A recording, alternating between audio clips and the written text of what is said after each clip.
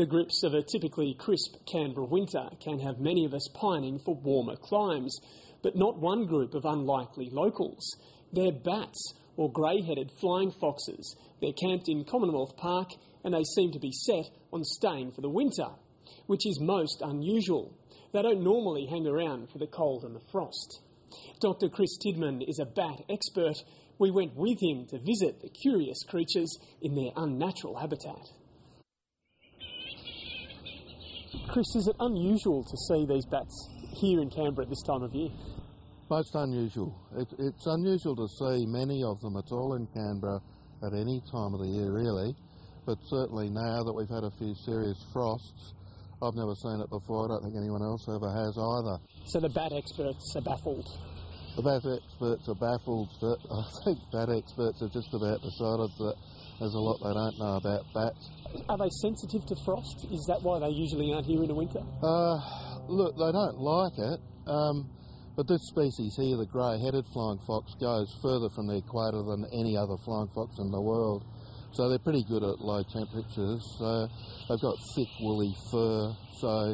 And I think just from the fact that these animals here are in trees without any leaves, suggests they're not really bothered by frost at all. I think the thing usually is that at this time of the year there's not much for them to eat, not much fruit, not much in flower, and they'll eat leaves, but it's a bit of a last resort for them. So what do they do when they roost in these trees? Is this just where they set up shop and then they move out each night to feed and things like that? Yeah, they do a lot of things. I mean, they sleep, they hang and they sleep, I guess, and rest. They do a bit of defecating. And at the right time of the year, there's a lot of mating happens in these sorts of places, these camps that we call them. What has fascinated you about bats over the years? Well, they're just very mysterious animals, I suppose. They look a bit creepy too, don't they? Bit creepy? I don't know, I guess I got over the creepiness a long time ago, but yeah, I think a lot of people think they're creepy. I think they're actually pretty interesting little animals. Yeah, I've worked on a lot of different animals. They're among the most interesting, I think. But these ones are pretty smart animals too. It's very interesting to see their learning ability. And again, they're quite long-lived, 15 years plus for these. And that's long-lived for a little animal the size of a guinea pig. And they seem able to pass information on from the older, wiser ones to the younger ones. So, yeah, many, many different things about them I think are interesting.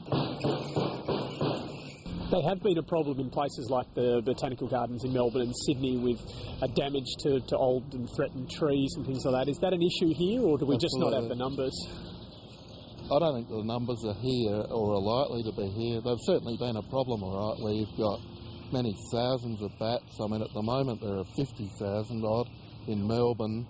They were living in the Botanic Gardens, that's where the camp was, but they were moved out a few kilometres down the river, where they're not a problem, but they certainly were there. They were damaging trees, heritage trees, very valuable historical sorts of specimens, and they're doing just that still in Sydney Botanic Gardens. I guess they just add to something different to the local environment here. I reckon they do. I mean, I was watching a few tourists wander past before and peering at the strange animated fruit in the trees, and yeah, I reckon they add something. I mean, as we talked about, they can be a problem in the wrong place, but yeah, I think it's fantastic that they're here. Yeah, it's good. Can you put your finger on why they're here during winter for the first time ever in Canberra?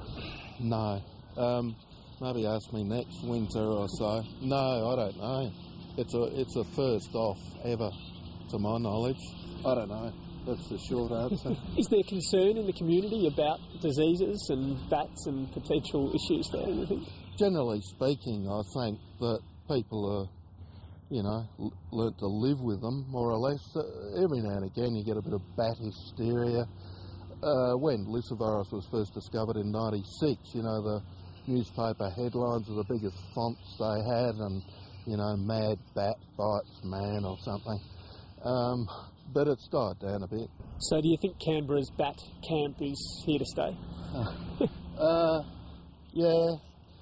I reckon it's got a good chance of staying, and it's got a good chance of increasing in size probably too.